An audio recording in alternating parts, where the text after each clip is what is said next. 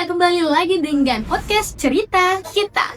Di video ini kita akan banyak membahas sebuah buku karya Marietje Nussbaum, yaitu Woman and Human Development. So, stay tune ya. Oke, thank you ya Kak Glory. BTW, mana nih kameranya? Oh, halo, saya Putri Miftasari. Oke, seperti perkenalan intro kita di awal, kita akan membahas buku Woman and Human Development. Dan dalam video ini khusus banget ya Bu, kakak Tuan ya, udah panggil ibu kan? Sorry. Jadi dengan kakak Putri kita bakal membahas chapter keempatnya, yaitu Love, Care, and Dignity. Dan khusus Kak Putri juga kita bakal bahas ya sub pertamanya, yaitu mengenai A Home for Love and Violence. So, karena kakak Putri udah pernah baca buku itu, menurut kakak Putri dalam buku itu, pertanyaannya ya kakak ya, apakah keluarga itu beneran adalah tempat yang aman dan nyaman di Indonesia? Menurut saya sih enggak. Kenapa tuh? Karena menurut pemahaman saya mengenai buku yang telah saya baca, nah Nussbaum itu menyatakan bahwa keluarga itu merupakan tempat yang aman, nyaman, damai, penuh cinta dan kasih sayang untuk anak-anak dan perempuan. Nah, tetapi pada kenyataannya itu malah sebaliknya. Malah keluarga ini merupakan dapat menciptakan ruang kekerasan untuk anak dan perempuan. Karena mengapa? Karena anak dan perempuan itu seringkali dianggap lemah dan seringkali dianggap sebagai bawah laki-laki. Jadi itu perempuan itu diharuskan untuk mengurus rumah tangga, mengurus anak dan lain sebagainya. Sedangkan laki-laki itu dibebaskan untuk memilih apa yang ingin mereka capai dan apa yang mereka inginkan. Nah, dari perbedaan tersebut tuh berupa ketimpangan ya. Ketimpangan tersebut tuh yang dapat mengakibatkan kekerasan KDRT tersebut itu lah. Nah, jadi tuh banyak sih orang yang beranggapan bahwa rumah ini merupakan tempat yang aman dan nyaman untuk anak dan perempuan kan. Menurut saya no ya. No. Karena saya sebagai perempuan ini menentang anggapan tersebut. Memang sebagian anak dan perempuan itu mendapatkan cinta dan kasih sayang di rumahnya, tetapi sebagian besar anak dan perempuan itu malah mendapatkan kekerasan di keluarganya sendiri. Itu baru keluarga ya, belum lagi di lingkungan dia yang di luar kan, ini baru dari keluarga.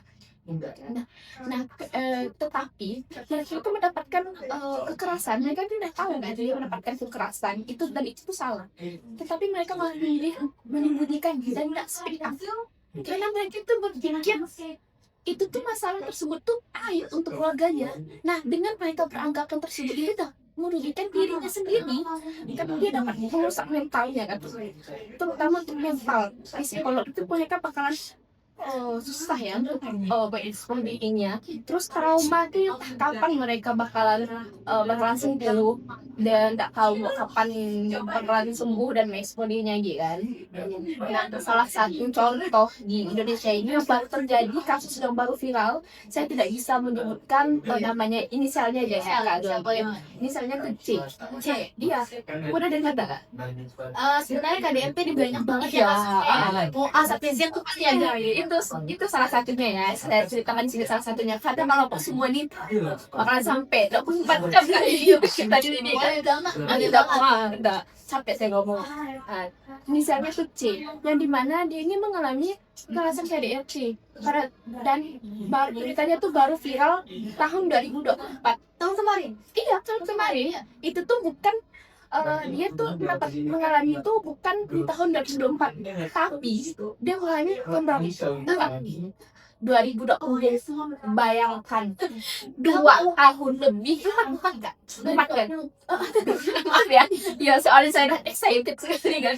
4 tahun lebih dia mengalami kasus KDRT tersebut, dan lebih parahnya lagi didiamkan dan dia tidak berani speak up. Karena apa ya? Karena itu saya bilang dia ini menganggap kasusnya itu sebagai aib, karena kan citranya kan dia kan selebgram, dia kan dipandang citra yang kurang harmonis, itu dia tidak mau mematahkan citra masyarakat terhadap dia tuh bahwa keluarganya itu hancur gitu. Jadi lebih lebih memilih menyembunyikan tersebut. Sebenarnya kalau dia speak up tuh tidak apa-apa kan, soalnya kita sebagai perempuan, masa kita mau membiarkan dia terus berlarut dalam masalah yang tidak, kapan mau selesai, kapan mau dia mengeksplor dirinya, kapan mau dia keluar dari masalah tersebut. Iya, Betul. menurut saya Nono ya, Biasa. untuk keluar, untuk para perempuan di luar sana, jangan sesekali menyembunyikan masalah yang Nono ya. Berarti memang rumah itu belum tentu jadi tempat yang aman dan nyaman gitu. Betul, contohnya tadi itu.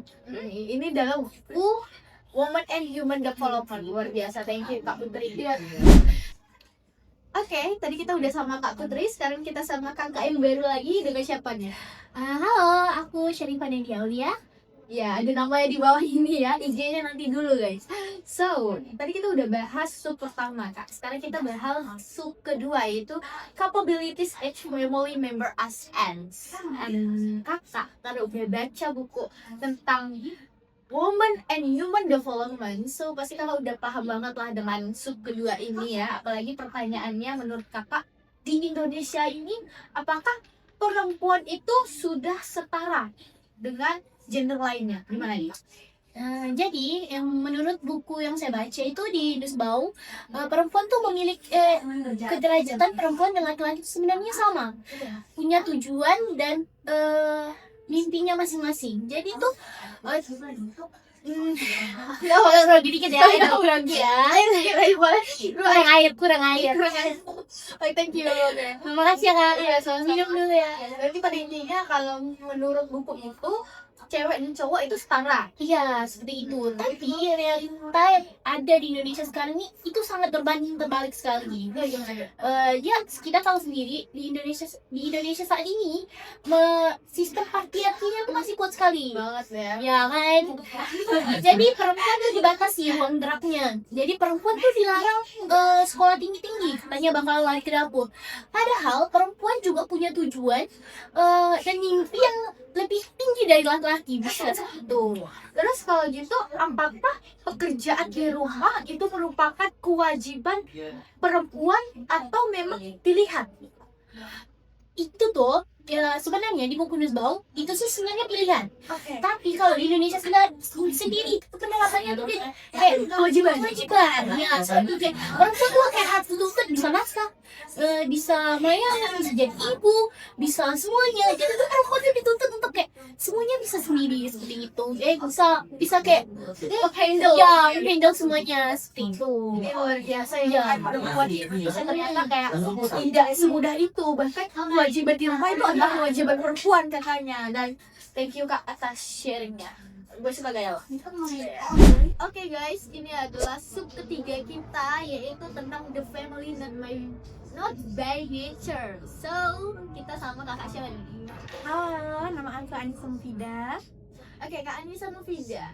Di sub ketiga ini, dari hasil yang kakak baca dari buku itu, yaitu Woman and Human Development, benar nggak sih perempuan itu di rumah adalah suatu kewajiban atau kodratnya, atau malah itu memang hasil budaya kita selama ini? Nah, di buku Nussbaum sendiri itu menyatakan bahwa perempuan ya dalam melakukan pekerjaan rumah tangga itu merupakan sebuah hasil budaya daripada masyarakat itu sendiri, di mana hasil budaya tersebut sudah diturunkan sejak nenek moyang dan sudah berkembang sejak lama di Indonesia sendiri. Nah, kita tahu bahwa di Indonesia itu ada stereotip yang menekankan bahwa pekerjaan rumah tangga itu merupakan kodratnya perempuan. Jadi kayak mengerjakan pekerjaan rumah tangga, nyuci, masak, ngepel, dan melahirkan, mengurus suami, itu tuh merupakan kodrat. Padahal sebenarnya dalam buku tersebut yang kebetulan sependapat dengan saya, itu merupakan hasil dari budaya yang dibentuk oleh masyarakat itu sendiri. Oke, berarti dalam buku ini membahas kalau perempuan ada di dapur, ada di rumah, itu tuh bukan kodrat, tapi memang hasil budaya kita selama ini ya Kak. Iya. Jadi memang dalam buku ini kita kompleks banget membahas tentang kesetaraan gender, berarti. Iya, benar. Luar biasa. So, kita lanjut ke sub keempat kita. Boleh Kak bareng sub keempat ya, sub keempat kita ya. Di sub keempat ini judulnya yaitu The Family as Creation of State Action. Tapi sebelumnya dengan kakak siapa nih? Halo, aku Novi. Halo Kak Novi, so luar biasa banget kita sama Kak Novi ya, narasumber keempat kita. Dan kakak, kayaknya dari judulnya aja udah sangat menarik ya, menarik banget. Dan menurut kakak dalam judul ini, aku izin ya Kak ya, apakah negara kita ini sudah cukup hadir untuk melindungi perempuan dalam keluarga? Hanya ya udah. Kalau dari pandangan Martha Change ini kan negara itu sudah sangat berperan besar dalam membentuk keluarga melalui jalur hukum, dan sudah harusnya mereka tuh menjamin keadilan di dalam keluarga tersebut kan. Tapi itu yang kita lihat dari negara kita Indonesia ini, negara kita ini belum cukup kuat gitu untuk memberikan perlindungan terhadap perempuan itu. Contohnya itu kan kayak cuti melahirkan tuh kita kepada ibu tuh hanya diberikan waktu 3 bulan saja. Terus tuh juga kan yang saya dengar ini nih, perlindungan terhadap pekerja perempuan juga belum cukup kuat. Terus juga tuh yang ini yang lagi marak tuh kan Kak, apa tuh ini tuh pernikahan dini tuh misalkan hanya cukup melalui jalur dispensasi saja. Jadi menurut saya itu negara tuh sudah cukup hadir, akan tetapi belum memberikan perlindungan yang cukup adil bagi para perempuan. Oke, berarti kalau dalam buku ini membahas ya negara itu udah ada undang-undangnya, udah ada peraturannya, tapi sayangnya implementasinya di masyarakat itu masih nol gitu ya Kak, masih belum ada. Terus kalau misalnya kenapa aturan hukum yang ada ini justru malah ditampaknya ya mendukung ketimpangan gender, bukan malah menyerantangkan atau membuat setara gitu Kak dalam buku itu? Dalam buku itu, Ayo. kalau menurut versi saya bisa Boleh kan ini ya, menurut versi saya itu bentar. Oh, agak grogi ya, abang. Malum ya, boleh malum ya Kak, karena kayak ini baru pertama kali ya. Pertama kali podcast, nggak apa-apa bang. Kru ya, thank you banget ini Kak. Kasih Kak. Iya, ini air yang tadi ya, boleh minum dulu Kak, santai aja, tenang aja. Jadi memang sekarang peraturan kita udah ada, cuma ya aturannya nampaknya malah makin menumpuk pada sama-sama gender untuk ada gitu. Ketimpangan tuh malah makin ada, itu gimana Kak? Udah tenang? Udah oke, silakan Kak. Menurut saya hal itu terjadi karena aturan hukum sering dibuat tanpa benar-benar melihat situasi yang ada di lapangan gitu kan Kak. Kayak mereka tuh hanya membuat aturan itu kayak sesuai pandangan mereka yang lama gitu, kayak nggak melihat sesuai pandangan yang terjadi sekarang. Jadi mereka membuat aturan itu tidak sesuai dengan yang terjadi di lapangan yang terjadi sekarang. Kayak tuh Jadi kayak banyak kebijakan yang dibuat tuh tanpa memperhatikan perempuan. oke, jadi kayak memang peraturannya tuh ya kayak nggak sesuai kenyataannya ya, malah makanya makin mendukung ketimpangan itu gitu, bukan membuat setara. Luar biasa. Tangan dulu guys, berikan tangan. Oke, tidak terasa banget kita udah di sub kelima, yaitu women's caregiving and sorry Kak, ini aku api ya bacaannya ya. Women's caregiving and eminently article things. So, dengan kakak siapa nih?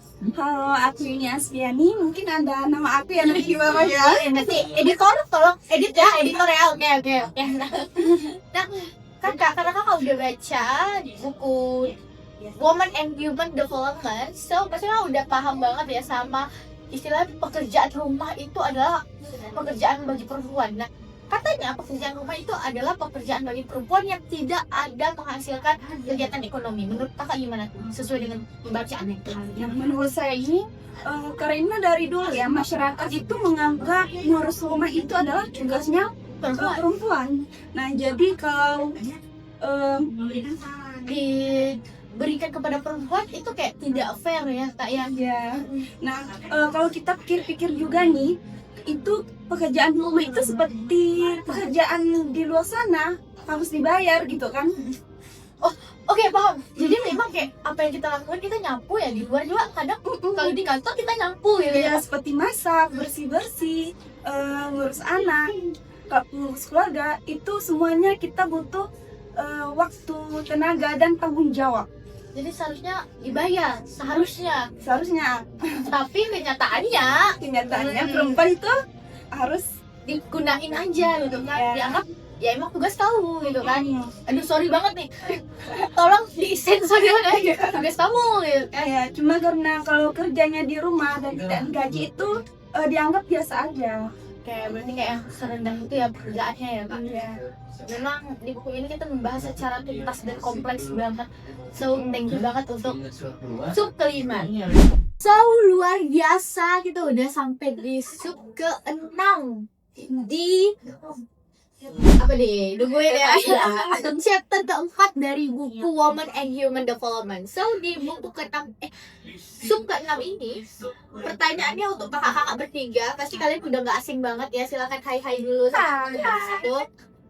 Kalian udah gak asik, kalau kalian bosan mohon maaf. Nah, pertanyaan kakak aku izin untuk baca sekalian. Mengapa sih saat ini banyak sekali kita bilang kalau kita tuh butuh demokrasi di negara kita, sedangkan kita tidak mendapatkan demokrasi di rumah kita. Gimana nih? Siapa nih yang mau coba lagi? Boleh. Iya, apa ya? Kakak dia ada boleh. Iya. Itulah gitu. Ya. Iya. Jadi kan menurut aku sendiri itu kenapa?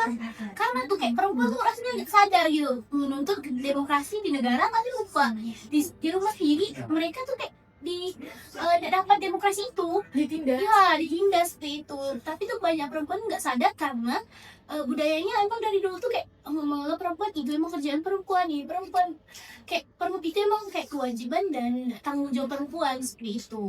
Oke, memang luar biasa ya kayak kita lupa nih ternyata kita butuh demokrasi Iya. juga. Terus ada tambahan ke kakak? Iya. Siapa? Oh, saya Kak. Iya. Soalnya saya paling muda di sini. Oh, oke.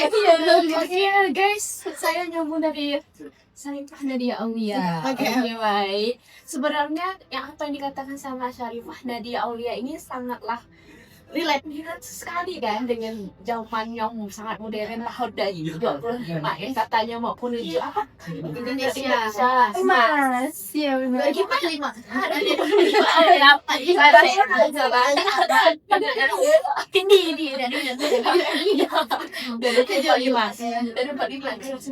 tapi bagaimana kalau kita hidup tetapi keadilan di dalam rumah keluarga tidak melaksanakan malah mau menyampaikan Indonesia emas dari 45, sedangkan di keluarga aja kita kurang perhatian, kurang didengar, apalagi mau melangkah ke 2045 menuju Indonesia emas, itu masih sulit. Menurut saya sih sulit. Oke.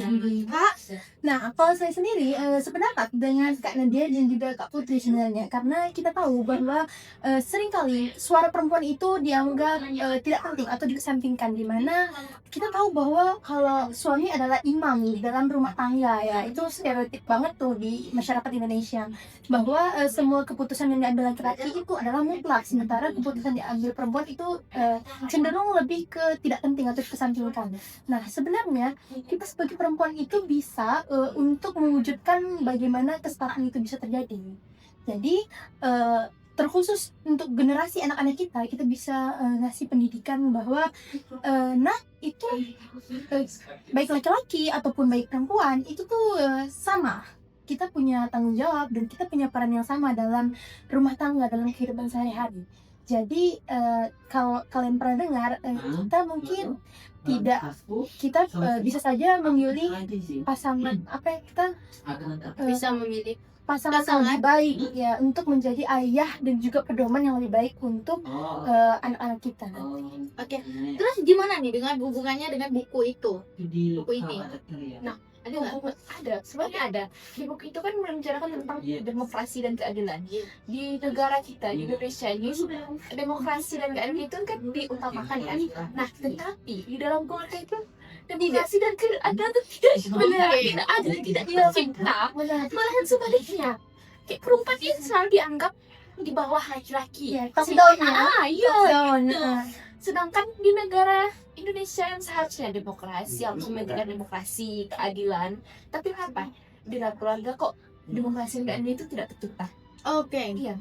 Masuk. Ini menjadi pertanyaan. Kenapa kita lupa kalau kita nggak dapat nih nasi di rumah kita sendiri, kita ditindas, sedangkan kita di negara kita butuh kebebasan. Benar. Kesetaraan gender. Iya. Jadi kesetaraan gender itu bukan hanya di negara, tapi juga di lingkup terkecil yaitu rumah. dan rumah itu merupakan cikal bakal terjadinya kesetaraan gender. Gimana kalau di keluarga tidak ada kesetaraan, gimana mau kita menyetarakan dengan orang-orang di luar sana, mau menciptakan kesetaraan dan ketimpangan, mau menghilangkan ketimpangan di negara Indonesia ini, negara tercinta kan? Luar biasa. Setuju sih, setuju. Kita lanjut ke subbab selanjutnya. Oke, selamat datang di sub ke-7. Boleh kak? 1, 2, 3, 7. Nah, di sub ke-7 ini yaitu tentang judulnya udah ya ditampilkan tadi. Pokok pada intinya menurut kakak berdua, bisa nggak sih perempuan di Indonesia pada khususnya itu betul-betul bernegosiasi kalau mereka itu punya kemandirian ekonomi, mereka berhak untuk sekolah ya? Gimana? Kalau menurut yang dari pandangan mata Janus Domini yang saya baca tadi kan, dia katakan di situ tuh perempuan sangat sulit bernegosiasi. Kenapa? Karena perempuan itu sebenarnya mendapat keuntungan baik dari ekonomi ataupun sistem keadilan yang lain. Jadinya tuh membuat perempuan sangat sulit bernegosiasi. Dan di situ tuh negara tuh seharusnya punya peran yang sangat besar dalam mendukung perempuan tersebut agar para perempuan itu mempunyai kesempatan untuk lebih mandiri. Dan saya juga sangat setuju dengan pendapat Nata soal ini. Oke, berarti memang kayak perempuan tuh harusnya punya hak dong. Tapi mereka kenapa nggak bisa nih kan dapat kemandirian ekonomi karena ya mereka akses pendidikan aja nggak dapat ya gitu. Terus kamu Kak ini gimana Kak? Kurang lebih sama seperti Kak Novi ya. Jadi perempuan itu kebanyakan tidak punya pilihan. Dia itu mau tidak mau ya tetap harus mau. Kayak iya kalau nggak dapat pendidikan ya udah nggak usah gitu ya kan. Ada lagi nggak sebenarnya atau cukup gitu? Sama sebenarnya. Sama ya. Oke, luar biasa. Ternyata menurut Kak Novi dengan Kak Yuni berdasarkan buku yang telah dibaca yaitu Women and Human Development, sebenarnya perempuan itu ya nggak dapat kemandirian ekonomi ya karena mereka nggak dapat aksesnya. Mereka akses pendidikan nggak dapat, kesehatan nggak dapat ya, mereka semuanya di rumah terus. Tapi di buku ini perempuan tuh berhak untuk bernegosiasi. Kita tuh sama sekarang dan thank you banget atas jawabannya. Ini dia sub ke-7. Dan ya guys, ini adalah sub terakhir kita yaitu sub ke-8 mengenai ya yang tadi ada yang ditampilkan ya dari editor dan tentang dua perdebatan yang ada di dunia internasional yang ada di global mengenai jazz. Nah, pertanyaannya itu adalah dalam budaya Indonesia mana yang masih melindungi dan mana yang justru menindas perempuan. Jadi apa nih yang masih menindas perempuan? Itu budayanya, budaya patriarki yang masih beredar di masyarakat Indonesia. Itu dijelaskan dalam buku ini bahwa itu salah. Sebenarnya perempuan dan laki-laki itu memiliki kesetaraan, mereka sama, tidak ada yang berhak untuk sekolah, semuanya berhak gitu. Tidak ada yang punya kewajiban untuk bersihin rumah, semuanya wajib untuk bersihin. Dan ada juga tadi mosinya apakah perempuan itu hanya korban, dan ya perempuan itu korban dalam permasalahan ini. Kita dianggap ya kita harus melakukan semuanya, kita harus bersih rumah. Dan dalam buku ini kita membahas itu. Terus mana nih yang ternyata melindungi perempuan? Guys, yang melindungi perempuan itu adalah perempuan itu sendiri. Maka dari itu dalam buku ini ditegaskan bahwa kita juga harus nih bisa untuk mencari demokrasi. Kita harus bisa merdeka di keluarga kita pada khususnya lingkup terkecil. Maka dari itu untuk para penonton dari podcast kita yang cukup panjang ini, entah berapa menit hasilnya aku juga belum tahu, editor boleh nanti di-spill.